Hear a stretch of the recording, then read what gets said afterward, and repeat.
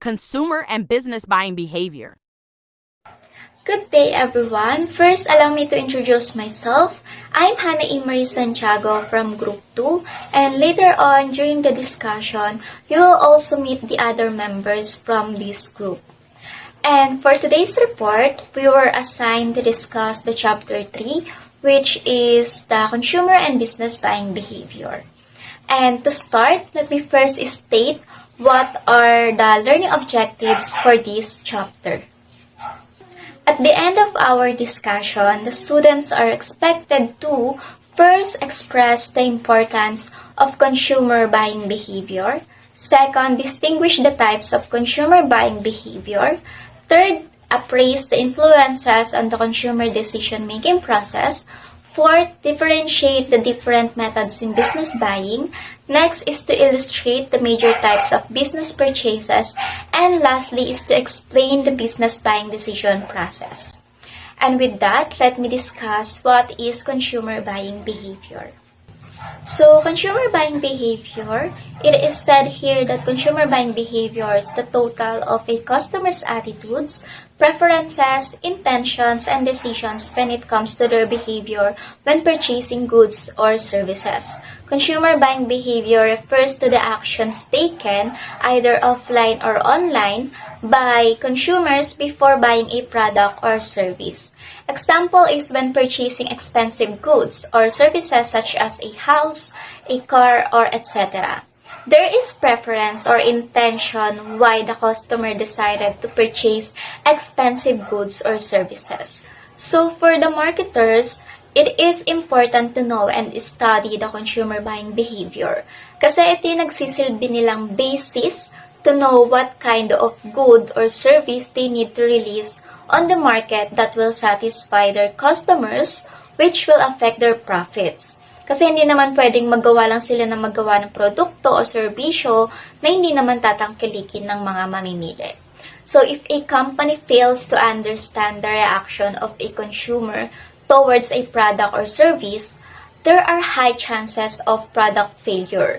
Kaya, importante na ang consumer buying behavior ay mapag-aralan talaga siya ng mga marketers or businesses. So, for the next slides, there are reasons why consumer buying behavior is extremely important. And first is the design production policies. So, this one, for the company wins the heart of their customers, they need to attract them through their product's design.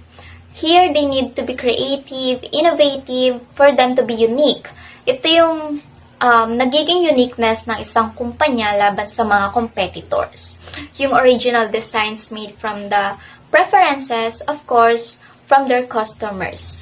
So, example, yung iPhone, lagi sila nag-upgrade when it comes to camera kasi yun yung nagiging preferences sa kanila ng mga customers. Like, maganda yung camera, malinaw, and ayun nga, when it comes to iPhone, ang nasa isip agad nila is marami siyang mga cam sa likod ng cellphone. The next one is to identify the effect of price on buying. So, I know most of us, before tayo mag-purchase, we always check the price. So, most of the customers' preferences when it comes to a product or service is yung presyo. Kapag mas mura, mas maraming bumibili to a certain product or service. And kapag mahal naman, may iilan lang. So, ito rin yung isa sa mga basis ng mga company or businesses when deciding what price should they take, na kung saan nakakatulong pa rin sila sa mga customers, at the same time, mag-i-increase pa rin yung sales nila. So, yung consumer behavior can help in understanding the effect of price on buying. The third one is exploit the market opportunities. So, dito, based on my understanding, this one refers to the change of choice of the customers. So, sa market, nagkakaroon kasi ng evaluation or like survey yung mga customers pertaining to a product or service. So, from that evaluation, it is a good opportunity for the marketers to create or improve their product or service that customers wants. So, nag-base sila sa preferences ng mga customers kung anong product o service ba ang gusto nila makita sa market. So, example is offering an additional service that your competitor doesn't offer, or getting your price point below that of a competitor's. And for the fourth one is the design marketing mix. So this one also influences the consumer buying behavior. Dito pumapasok yung 4Ps, which is the product, price, place, and promotion. So yung 4Ps na yon is a marketing strategy that will help the marketers to communicate and strengthen their brand and also emphasize their campaign. So, di ba, as a customer, meron tayong mga tanong when purchasing products or service.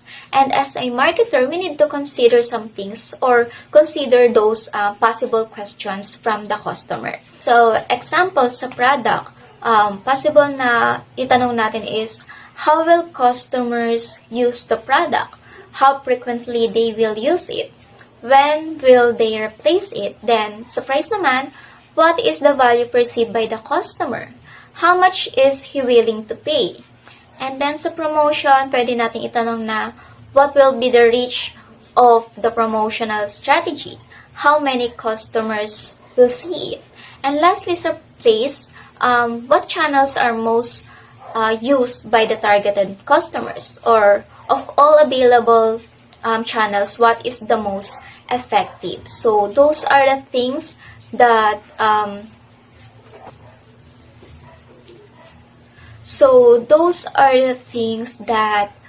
needs to be considered by the marketers to improve and develop their products and services. Because again, those 4Ps can affect the buying behavior of customers. 5. Implement STP strategy. STP stand for segmentation, targeting, and positioning. Segmentation, dito inaalam ni consumer kung yung product ba na ipapurchase niya ay tama o tugma sa kanya. Sa targeting naman, dito pumapasok ang lifetime value. Iniisip ni consumer bago niya bilhin yung product ay kung magagamit niya ba ito ng matagal. Sa positioning naman, dito iniisip ni consumer kung ano yung magiging benefits niya kapag binili niya yung product. Number 6 is help in understanding diversified preference. Yung mga kagustuhan ng mga consumer ay patuloy na nagbabago sa paglipas ng panahon. Yung mga consumer ngayon ay mas value conscious at mas gusto nila ng mas makakuha ng benefits sa isang brand. Number 7 is understanding the various role played by consumer. This means that there are several roles played by the consumer in consumer decision making process such as initiator, influencer, decider, user, buyers, and gatekeepers. Initiator is the first person to suggest the idea of purchasing a product. Influencer is the person who influence other buyers to make a decision. The decider, the person who make the final selection on what to buy, where to buy, and when to buy. Buyers, the person who handle the paperwork of the actual purchase. The gatekeeper is the person who control information or access or both decision maker and influencer. 8. Result and consumer satisfaction. Dito na pumapasok yung kapag nabili na ni consumer yung product, kung namit ba ng expectation niya namit ba ng product yung expectation niya. Kung na-satisfied ba siya o napasaya ba siya ng product na yon. Yan lang naman yung part ko sa consumer behavior, extremely important due to some reason. Hi, my name is Marika Tilim. My topic is types of consumer problem solving. Routinized response behavior. Buying that requires very little search and decision efforts. It is used for products that are low price and bought frequently. Examples includes soft drinks and snacks, food, and milk. Limited problem solving. Buyers use when they purchase product occasionally or need information about unfamiliar brands in the familiar product category, it requires a moderate amount of time for information gathering and deliberation. Example is clothes and sneakers.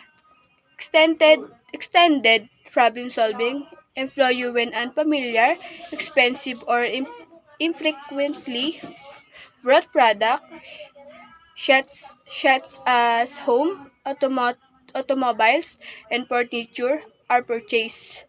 Buyers use many criteria to evaluate brands and spend more time searching for information and deciding into the purchase. Impulsive buying, unplanned buying behavior involving powerful urge to buying something immediately. A lot of impulse decisions are made at the checkout area and can be on items such as candy, sodas, batteries, and film. Hello everyone, I'm Ronami Cruz from MM1A. For our topic is all about influences on the consumer decision-making process. Sa influences on the consumer decision-making process, meron po tayong 4 na factors influence consumer decision. Ito po ay situational factors, personal factors, psychological factors, and social factors. Ang situational influences, ito ay tumutukoy sa antas ng paglahok ng mamimili sa isang gawain sa pagbili at ang mga handog sa merkado ng magagamit. Sa situational influences po, meron po tayong buying tasks and market offerings. Buying task, ito ay tumutukoy sa diskarte na mamimili sa paglutas ng isang particular na problema at kung gaano karaming pagsisikap ang kailangan nito. Market offerings. Sa market offerings naman po, ito ay isang produkto o serbisyo na ibinibigay ng isang kumpanya sa mga customer upang matugunan ang kanilang mga pangangailangan. Pangalawa, ang personal influences. Ang personal influences po, ito ay ang mga decision sa pagbili ng isang tao na na-influensyahan din ng mga personal na katangian na natatangi sa bawat individual tulad ng demographic, life stage at personality at lifestyle. Demographic, ito ang mga katangian gaya ng edad, geographicong lokasyon, antas ng edukasyon, trabaho, kita at iba pa, na ginagamit upang lumikha ng mga grupo at mga segment ng isang market. Life stage. Sa life stage po, ito ay ginagamit sa marketing ng produkto upang makilala sa pagitan ng iba't ibang siklo ng buhay at direktong pagsusumikap sa marketing na may tamang mensahe sa marketing sa target na audience. Ang mga halimbawa po ng produktong ito, tulad na lang po ng mga sabon, tulad mga front row na nakikilala po sa iba't ibang siklo. Lifestyle, ito naman po ang diskarte sa marketing na naglalagay sa produkto o serbisyo upang magkaroon ng mga mithiin, adhikain at aesthetics na kinikilala ng target sa madla.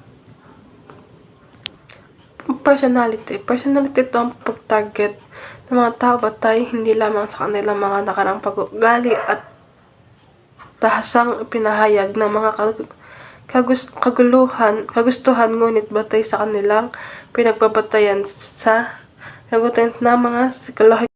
Hello everyone, my name is Joan Siduran from BSBA MM1A. What are psychological influences? Psychological influences, perception, motivation, beliefs, and attitudes all determined by the conscious and subconscious thought process that a consumer undergoes before eventually making a purchase, whatever it's an extensively researched decision or an impulse buy. Perception, a weakness important factor for consumer decision buying process depending on how consumer perceive your product or service determine it will purchase from your company and have a desire to be loyal to you. Motivation, process that initiates and maintains certain behavior needed to achieve goals. It includes rewards, recognition, and any components that enhance an employee's overall desire to accomplish their work obligations. Beliefs and attitudes. may be positive or negative, they may be based on opinion or fact. What are social influences? The term social influences refers to the factors in society which alter consumer trends and spending habit changes in tastes, fashions, and cultural values. This in turn greatly affects business in how they are run and the sales profit, opportunities, and business growth they will achieve. Major type of business markets.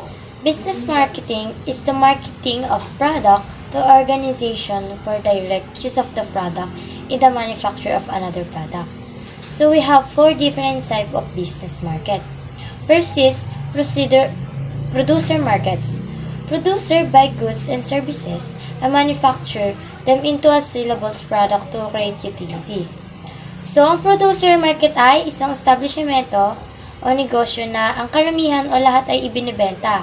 Example rito ng producer ay ang mga farmers, manufacturers, at construction companies.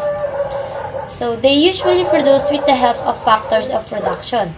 So, first is agricultural primary producer. So, this producer mainly produce goods related to agriculture and its allied activities. Example is farming, fishing, livestock rearing, and etc. Second, in industrial secondary producer. So, these producers mainly produce goods related to industry or manufacturing units. Example is heavy manufacture, light manufacturing, food processing, or oil refining and energy generation. Third is service territory producer. These services include transport and communication services, banking, insurance services, storage and services, or etc. Next is reseller market. So, reseller are companies that sell goods and services produced by other firms without substantially changing, such as wholesalers, brokers, and retailer. So, ang reseller market ay isang konsepto ng pagbili ng maramihang produkto sa mas mababang presyo at ibebenta ito sa medyo mas mataas na presyo sa ibang klase ng mga mamimili. Government market is the market where the main buyer are federal, state, and local organization. Institutional market, institution are non-government organization that buy goods and service to support their internal operation. The function of institution is to better communities, not to make a profit. Example of institutional market is school, hospital, library, charity.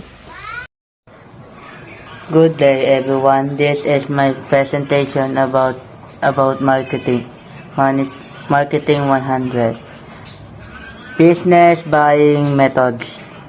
Number 1. Buying by inspection.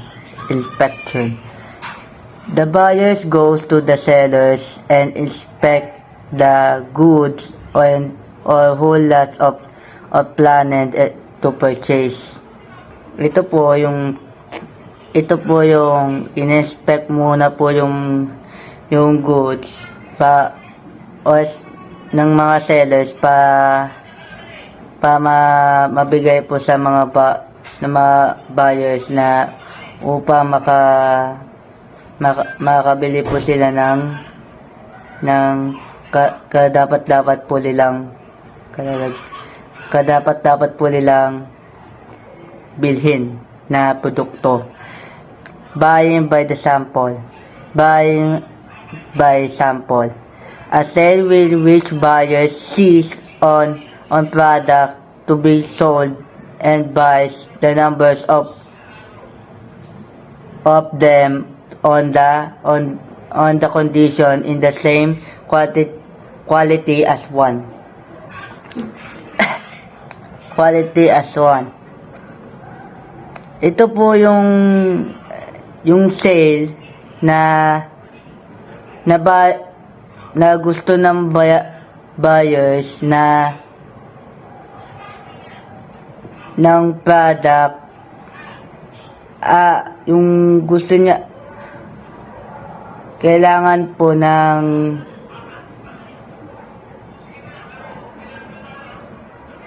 kailangan po nakalista po yung mga numbers upang makabili po sila ng iisa lang pong product. Ganun. Sample. Buying by certification. The total description of purchase. The total description of purchase. Ito naman po yung kabuuan or bilang ng mga ibebentang mga product. Negotiated contract. One of where specific firm that's target for the variety of reason to perform a contract even though there are each more than one firm and can be performed the contract. Ito naman po yung kailangan po may kontrata para po mabigyan po ng mga seller yung buyer ng i-perform o kaya gagawin po nila na may rason upang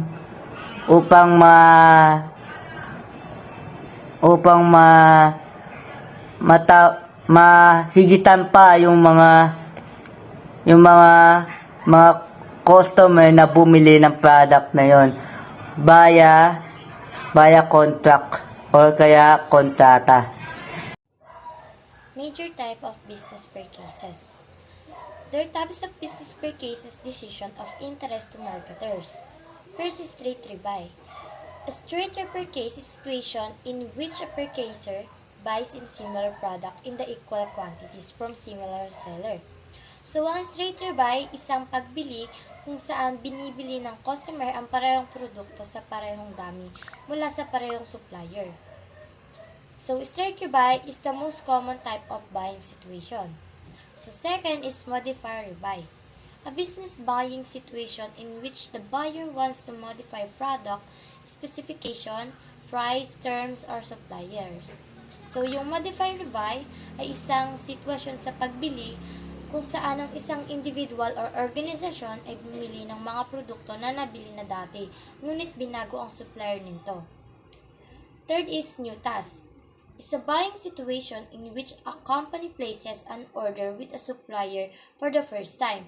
So, ang new task is isang sitwasyon sa pagbili ng organisasyon kung saan ang organisasyon ay walang dating karanasan sa pagbili ng produkto ng kinakailangan. Hi, good afternoon everyone. My name is Janru and my topic is all about business buying decision processes. Business buying decision processes is a vital to know the consumer buying decision process.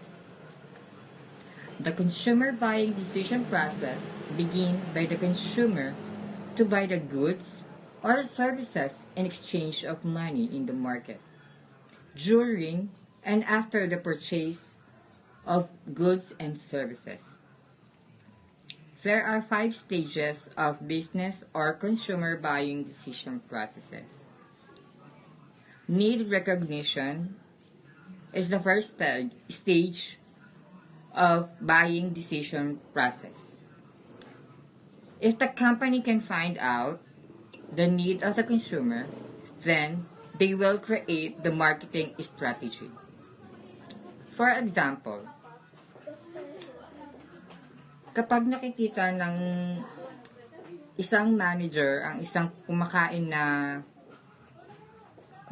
customer sa kanilang restaurant, titignan niya kung ano ba ang gusto or makita ng customer dun sa pagkain na kanyang kakainin. Doon, malalaman na ng may-ari ng store na ito ang mas makakapagpagaan or makakapagbigay ng pangangailangan ni consumer. Then the second is the information search. Information search is when a consumer goes to the market to buy goods or services, then the consumer will recall his or her thinking towards the product. It means na parang iisipin niya kung yung nakita niya ba or yung nakain niya ba maganda or may magandang epekto sa kanya na pwede niyang ulit-ulitin na kainin or bilhin. Then the third is evaluation option. Is when the consumer collects the information of the product or brand, then the consumer ranks the product or brand, and then the next step is evaluate. Ito na yung parang magre-research na si consumer na parang titingnan niya is kung yung product ba nun ay okay, mabenta ba sa masa, or yung parang good quality. Doon niya naiisipin, doon niya natitignan kung sino mas highest na rank doon sa mga product na gusto niyang bilhin. Then the fourth one is to purchase. Consumer purchase the brand or the product which he or she gives the highest rank in the evaluation stage. This stage is yung parang dito niya na bibilhin yung pinaka-highest na gusto niya na makuha or mabili. Ito na yung pinaka-napili niya or napupusuan niyang product or pagkain or anuman na yun talaga ang mas sa kanya, nakakaangat. And the fifth is to post the purchase decision or after purchase evaluation. The company work doesn't stop if the consumer buy a product. The company should know the behavior of the view of the consumer towards the product.